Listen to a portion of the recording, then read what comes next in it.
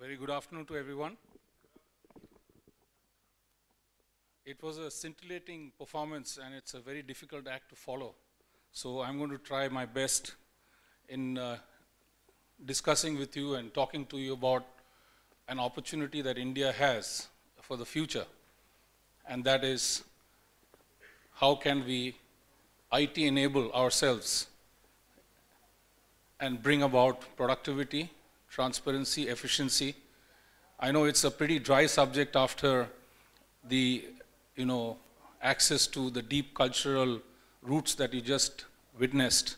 But I think it's very, very relevant for you who are really the next generation India.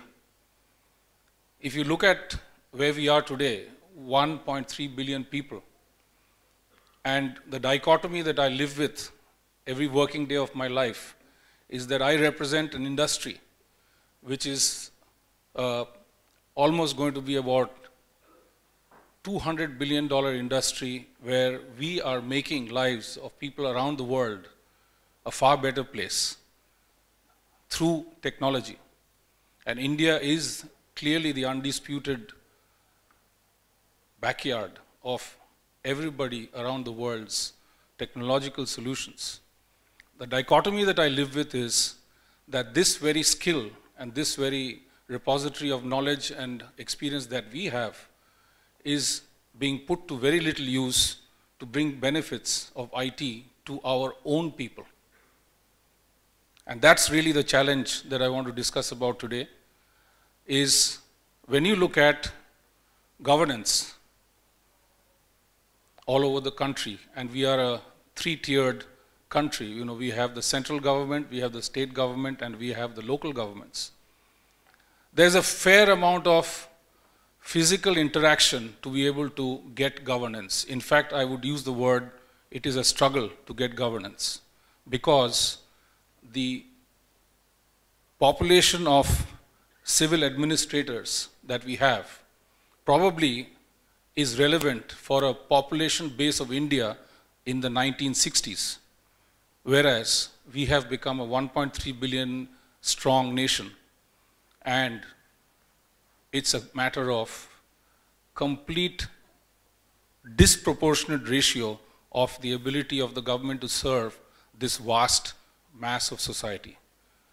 Coupled with this, please picturize a silent revolution that's taking place around India, which is the advent of direct-to-home and cable television, where today an average Indian home has access to 400 to 500 channels of television, and therefore they are able to benchmark their lives with everybody else's lives around the world.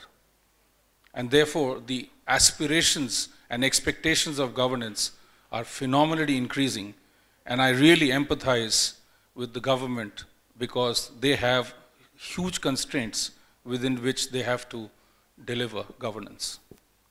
So therefore, the proposition that I want to make here is, the question is not about why IT anymore. It used to be, when in the 80s and 90s, when there were people sitting on the borderline and saying, it's going to take away jobs, it's going to displace people.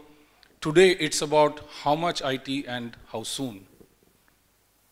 When you look at the ability of technology to aid governance, and you see examples like, for example, we were involved with, how many of you have passports in this audience? Could you raise your hands?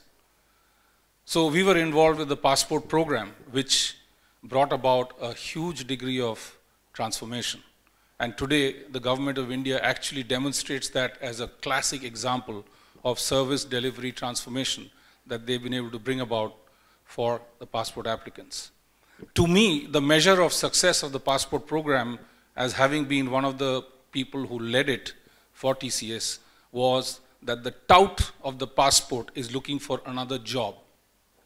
That, to me, is the critical measurement factor for the penetration and the success of the program.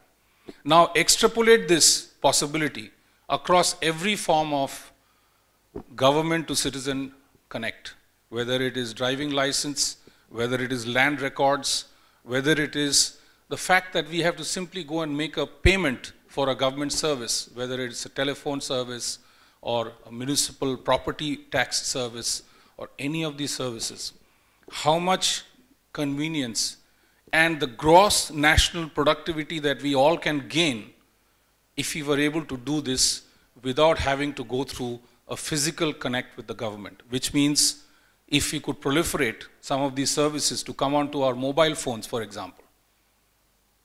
Could we talk to the government 24/7 through our mobile phones?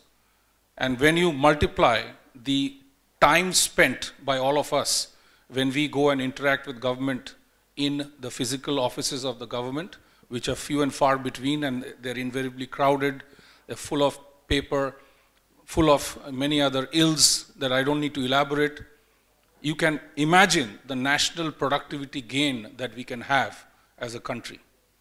Now, I know that I'm standing in front of the engineers who are going to be continuing the building of the nation of tomorrow. So therefore, I'm expecting that there is a fair amount of access to technology that you have. But just do some introspection. What is it that we do today in India with our mobile phones? We are either on WhatsApp, or we are on Gmail, or we are occasionally making some calls, and most often than not, we are communicating with each other through missed calls. You know, I have a fantastic way to call my driver. 2 missed call rings, and he brings the car to the porch. So we have also innovated as Indians on the use of mobile phones. But is that really the true use of that technology? Today, if you look at some of the global disruptions that have taken place on technology and on the mobile, we are able to book an air ticket, we are able to book a train ticket, we are able to do many services. So my question is, why not all of government on the mobile? And when you look at the mobile penetration of India, and you look at the physical access to computer systems and internet for Indians, mobile has gone far ahead, far, far ahead. So therefore, that's the opportunity that I believe that we have as a country to really extrapolate this technology for much, much more effective delivery of government services. So that's one example. Then imagine in the area of education, some of us have had the privilege of being taught by the best teachers. But when I used to go to college, the best teacher's class would be consumed and forgotten after the 45-minute session.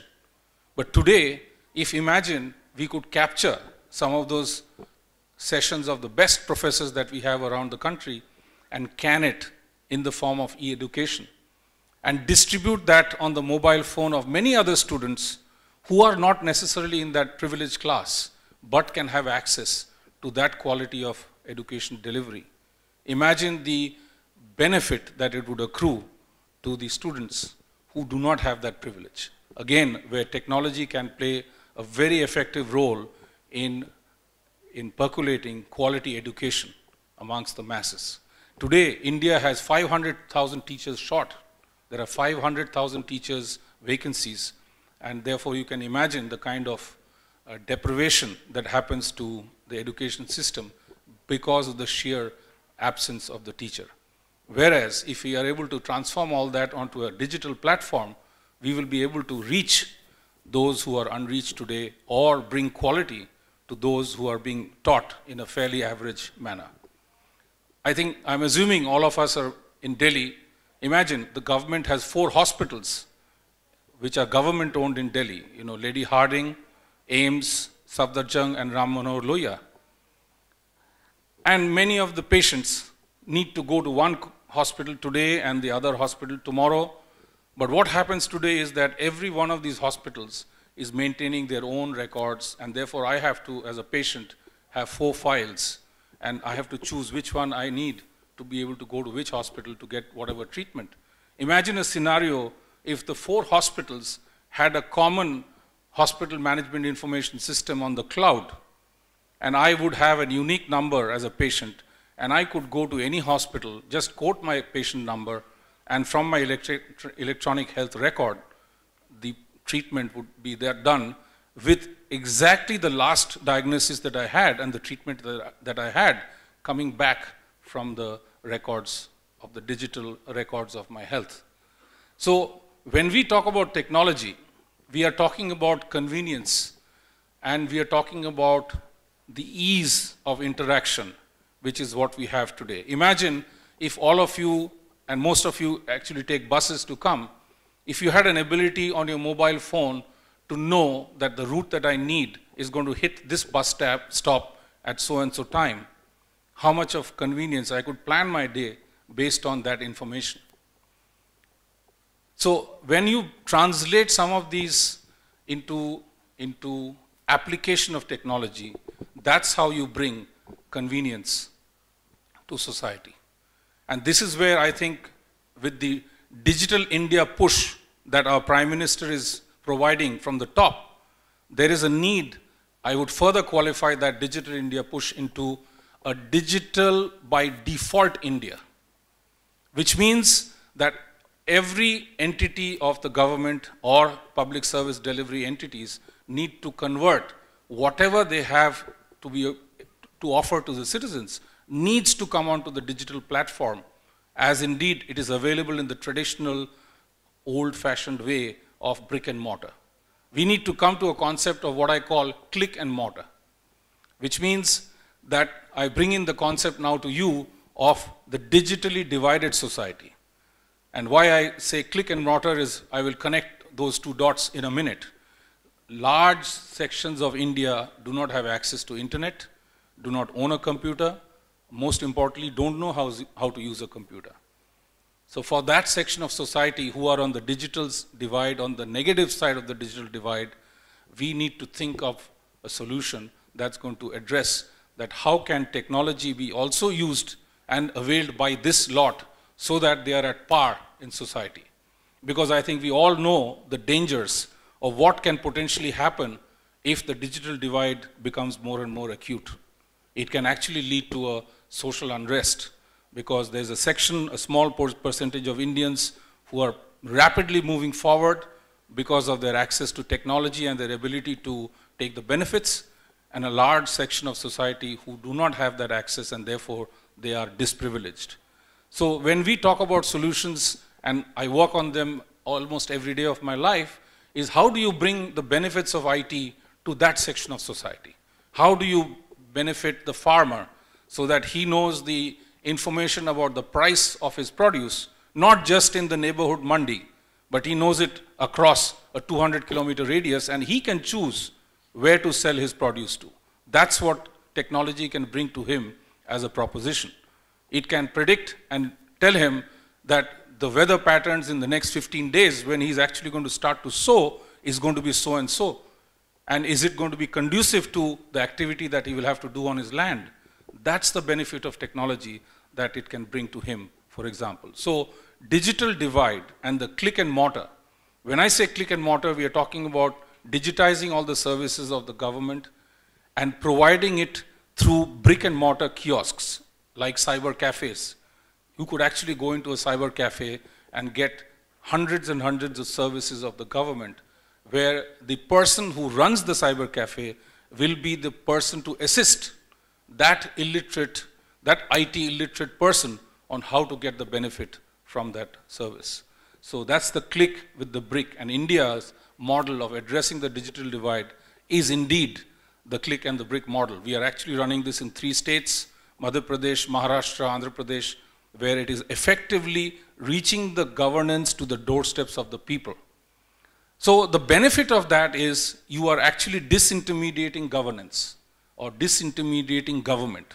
So therefore, all of us know of the levels of corruption, and a scenario can actually be built where who are you going to ask the bribe from if nobody is going to come to your office?